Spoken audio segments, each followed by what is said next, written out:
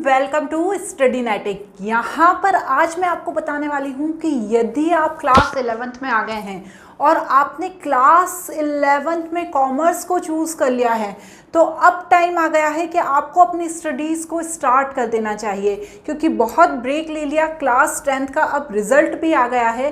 अब आपको class 11th की स्टडीज़ को स्टार्ट कर देना चाहिए। ये बिल्कुल भी नहीं सोचना है कि कॉमर्स इजी है इसलिए अभी हम उसको नहीं पढ़ेंगे, ऐसा बिल्कुल भी नहीं है। अभी से पढ़ेंगे तो अच्छे मार्क्स स्कोर कर पाएंगे। तो आपको बिना देरी किए अपनी स्टडीज़ को स्टार्ट कर देना है। इस सेशन में यहाँ पर मैं आपको 2 सब्जेक्ट पढ़ाऊंगी। मेरा पहला सब्जेक्ट रहेगा बिजनेस स्टडीज़ एंड दूसरा सब्जेक्ट रहेगा फाइनेंशियल अकाउंटिंग।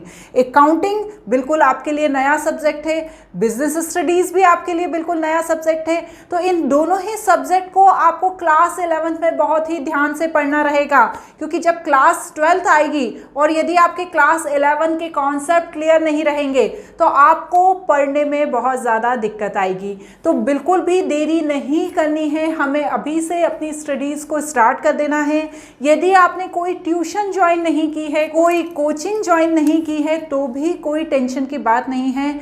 मेरा यूट्यूब चैनल स्टडीनेटिक आपको कंप्लीट कोर्स प्रोवाइड कराएगा क्लास 11 बिजनेस स्टडीज़ का एंड क्लास 11 अकाउंटेंसी का।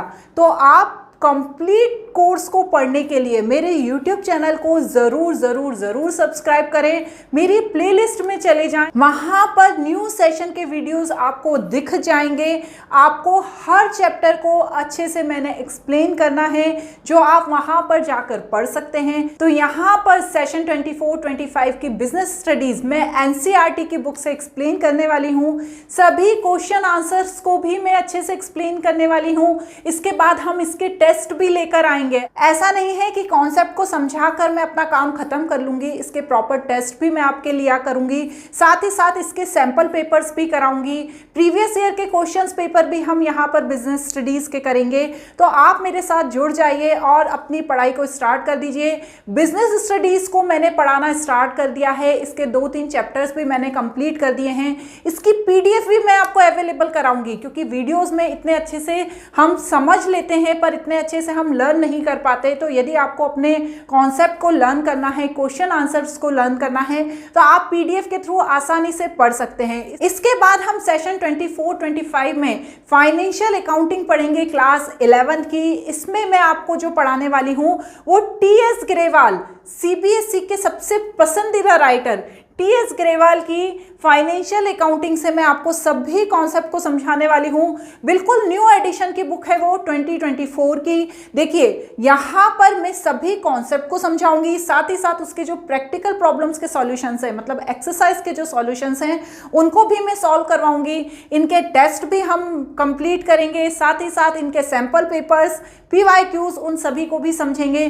तो बच्चों मेरे साथ जुड़ जाओ, बिना देरी किए मेरे चैनल को सब्सक्राइब कर दो और अपनी स्टडीज को स्टार्ट कर दो। तो यहाँ पर क्लास 11 की फाइनेंशियल अकाउंटिंग आप मेरे YouTube चैनल के थ्रू पढ़ सकते हैं और प्लेलिस्ट में जाकर सभी वीडियोस को देख सकते हैं।